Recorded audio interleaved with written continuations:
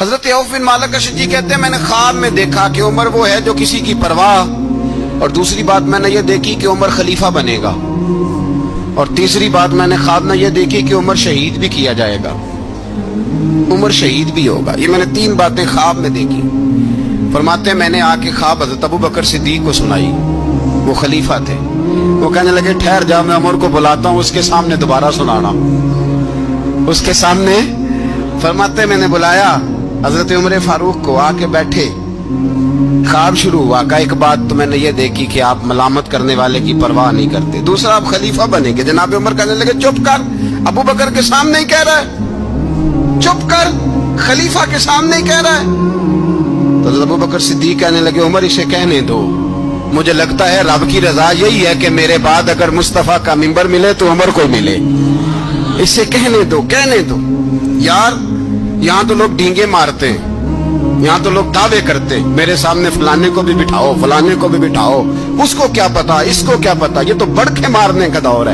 حضرت عمر رضی اللہ تعالیٰ عنہ کو تیسری بات کہی۔ حضرت عوف بن مالک نے کہا آپ شہید کیے جائیں گے، میں نے خواب دیکھی ہے۔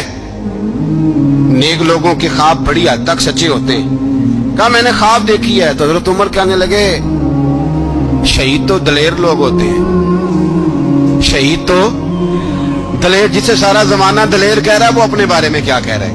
کہتے ہیں شہید تو دلیر، میں تو کاہل سا آدمی ہوں، سست آدمی ہوں، میں تو اتنا کام ہی نہیں کرتا، تو یہ خواب تم نے جو ٹھیک ہے دیکھا ہے نا، پھر سے دیکھنا۔ تو ابو بکر صدیق فرمانے لگے عاجزی نہ کر، انکساری نہ کر، تو جو کہہ رہا ہے ٹھیک کہہ رہا ہے، لیکن مجھے سن کے شکر بھی ہوا ہے اور افسوس بھی ہوا ہے۔ افسوس اس بات کا کہ تیرے جیسا بطل عظیم چلا جائے گا، اور شکر اس بات کا کہ رب تجھے زندگی بھی اعزاز والی دے گا، اور شہادت کی موت دے کے اللہ تجھے موت بھی عزت والی عطا فرمائے گا۔ اللہ موت بھی تجھے عزت والی دے گا، تجھے کاہلوں جیسی موت اللہ۔ حضرت فاروق اعظم رضی اللہ، او بھائی یہاں تو اس زمانے کا سب سے بڑا مسئلہ پروٹوکول ہے۔ لوگوں کو پتا ہوتا ہے کامل پیر ہے، کامل مرشد ہے، لوگ نہیں جاتے۔ میں کسی کا مرید ہو جاؤں، میرا پروٹوکول کدھر گیا؟ پتا ہوتا ہے یہ کامل استاد ہے، میں اس کے پاس بیٹھوں گا تو میری تربیت کرے گا، لیکن لوگ شاگرد نہیں بنتے۔ میں کدھر گئی؟ یہ پروٹوکول کی مصیبت ہے نا، اس نے بڑے بڑے لوگ زیرو کر دیے، بڑے بڑے لوگ۔ اور یہ مت سمجھے کہ آپ کا وزیر اعظم پروٹوکول لیتا ہے یا آپ کا صدر پروٹوکول، وزراء، ایسی کوئی بات نہیں۔ ہم چھوٹے طبقے سے لے کر بڑے سارے پروٹوکول کے قائل ہیں۔ ہمارا تو داماد بھی کہتا ہے کہ مجھے پوچھا نہیں میں تمہارے گھر کیوں آؤں۔ ہمارا تو بھائی ہر شخص اعلان کرتا ہے پروٹوکول کا، فلانے نے عزت نہیں دی تو واپس آ جاؤ، فلانے نے سلوٹ نہیں کیا تو واپس آ جاؤ۔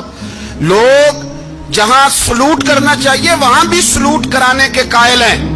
پر حضرت عمر رضی اللہ تعالی، حضرت عمر کی سادگی اور پھر جناب عمر کی عاجزی، جب انسان اپنے اوپر سوار کر لیتا ہے نا، سوار کر لیتا ہے، میں بدکار پرانا خادم، کسے در ملی نٹ ہوئی، تے واصف یار نے نظر جو کی تھی تے واصف ہی۔